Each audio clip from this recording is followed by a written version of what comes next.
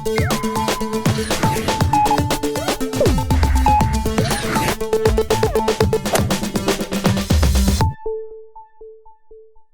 I'm Kenny Joya.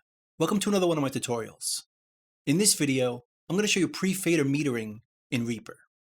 Now, the ability to view our meters in the pre-fader position can be really helpful. As we can see, it's on the track and the effects before it hits the fader.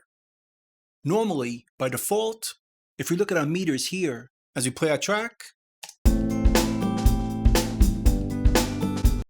we're seeing this all post-fader. So if I pull the faders down, we don't see the meters, even though there's still audio on that track. So it can be a bit confusing to know if there's audio playing on your track when the fader's down.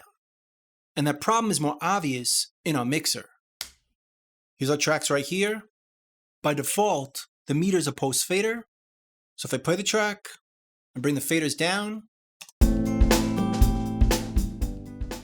the meters go away as well. So what we're actually viewing here is the sound after the fader.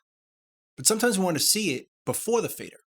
So we can see what's on the track and see the level after our effects. So now with pre-fader metering, we can do that.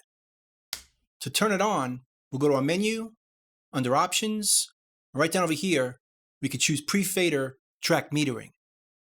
We could also change it in the preferences.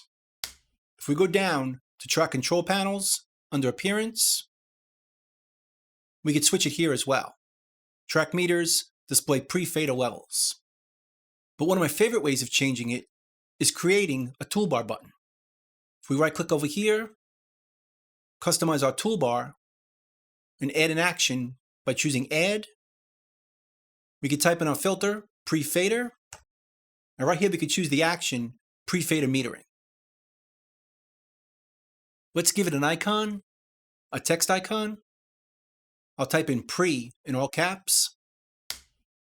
We could save this and then close it.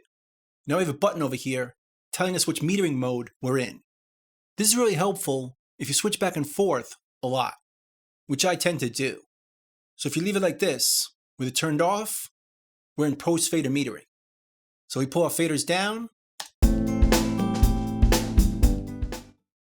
we don't see our meters. We put them back up, and we do. Same in the mixer. Pull our faders down, and the metering goes away. But if we switch this to pre-fader metering, now if we pull it down, watch what happens. We still see those meters. And in fact, they're quite a bit higher. Or hotter. That's because we're metering what's on this track plus the effects. The effects that are on the track right here. So we're actually seeing on the meter is the audio here plus these effects going into the fader. But the fader itself is not affecting it. So if I pull down the drum track, we don't hear the drum track, but we still see that metering, which is the effect of what's on the track plus the effects. And if we want to see it the other way, just switch it over here. And now if I pull the drums down, the meter goes away, because now we're seeing it post-fader. So if you prefer to see things pre-fader, which is the track audio plus their effects, just switch it right here. Or you can turn it on right here, pre-fader metering, or in the preferences. Right here. Track meters display pre-fader levels.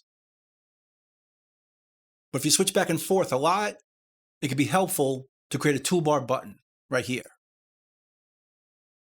Now it's important to realize when we're recording tracks, the meter that we're viewing is always pre-fader. It's only on playback where we have the option of switching back and forth. So that's pretty much it. That's pre-fader metering in REAPER. I hope you learned something, hope you can use it, and I'll see you next time. Thanks.